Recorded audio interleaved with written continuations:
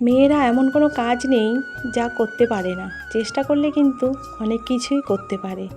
যেমন আমি কোনো দিনই চাল বা কোনো কিছুই এইভাবে ঝাড়িনি, তবে আজ বলতে পারি নিজের চেষ্টায় এই কাজটা করছি। আসলে কি হয়েছে, আগে তো আমাদের রেশন থেকে আটা দিত, আর এখন না আটা দেয় না, তোমরা তো সবাই জানো গম দেয়। ভালো করে পরিষ্কার যদি না করা হয় তাহলে গমটা ভাঙিয়ে কোনো লাভ হবে না, তাই আমি গমটাকে পরিষ্কার করে নিচ্ছি। এইদিকে সকালে ছেলেকে ভাত খাইয়ে স্কুলে পাঠিয়ে দিলাম, তারপর আমি লেগে গেলাম এই গম ঝাড়ার কাজে। কারণ গমটা না সেই হয়ে গেছে, অনেকটা দিন হয়ে গেল, কিন্তু পরিষ্কার করতেই পারছি না। আজ করব কাল করব, গমটাকে আমি কিছুতেই পরিষ্কার করতে পারছি না। তাই ভাবলাম আজ যাই হয়ে যাক না কেন, গমটাকে আমি যতটা পারবো পরিষ্কার করে রাখবো।